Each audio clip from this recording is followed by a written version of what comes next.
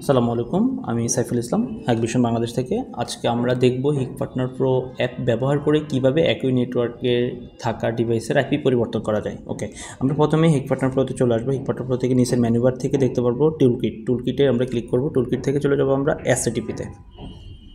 এসএটিপিতে আপনি ক্লিক করলেই আপনার সেম নেটওয়ার্কে থাকা ডিভাইসগুলো শো করবে।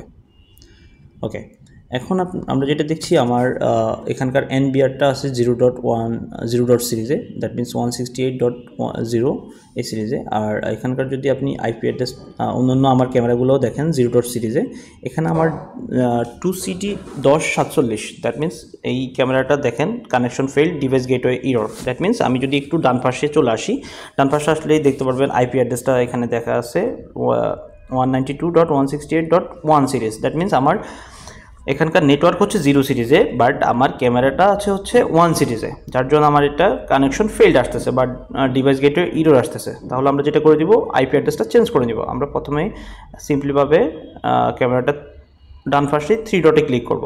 এখান থেকে ইডিট আইপি অ্যাড্রেসে ক্লিক করব। এখান থেকে দেখেন আপনি যদি ম্যানুয়ালি চেঞ্জ করে দিতে চান, ম্যানুয়ালি চেঞ্জ করে দিতে পারবেন। দ্যাট মিনস আমি যদি 0 আইপি করে দিতে চাই, বা আমার যদি এখান থেকে আমি যদি আমার আইপি 177 না রেখে যদি 100 করে দিতে চাই, বা 105 করে দিলাম, ঠিক আছে, নো ইস্যুস। আপনি এখান থেকে দিয়ে দেন, এখান থেকে কনফার্ম দিলে আপনার আইপিটা নিয়ে নেবে।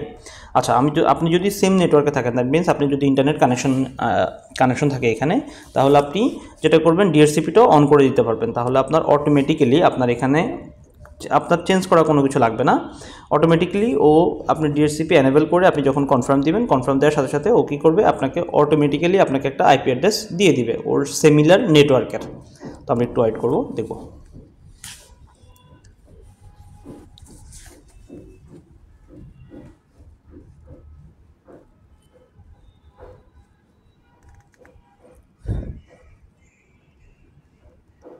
দেখেন 30 সেকেন্ডের মধ্যে ও এডিটেড একটা অপশন লেখা চলে আসছে। ইভেন আমার এখানটায় অলরেডি দেখা যাচ্ছে কানেকশন ফেইল্ড, যে ইয়েটা আমি এটাকে একটু রিফ্রেশ দিব। রিফ্রেশ দিলে এই যে দেখছেন এখন আর কানেকশন ফেইল্ড না, এটা নেটওয়ার্কের সাথে কানেক্ট হয়ে গেছে। তার মানে আমার এখানটায় ইভেন আমি যদি একটু ডান পাশেও দেখি আইপিটা 168.0 থেকে কি হয়ে গেছে, 1 থেকে কি হয়ে গেছে 0-তে চলে আসছে, ঠিক আছে।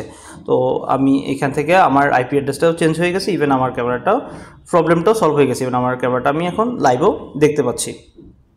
এভাবেই করে আপনি আপনার ক্যামেরার বা অন্যান্য ডিভাইসের সকল আইপি এখান থেকে হিক পার্টনার প্রো থেকে ইজিলিভাবে চেঞ্জ করে নিতে পারবেন। ধন্যবাদ, সালামু আলাইকুম।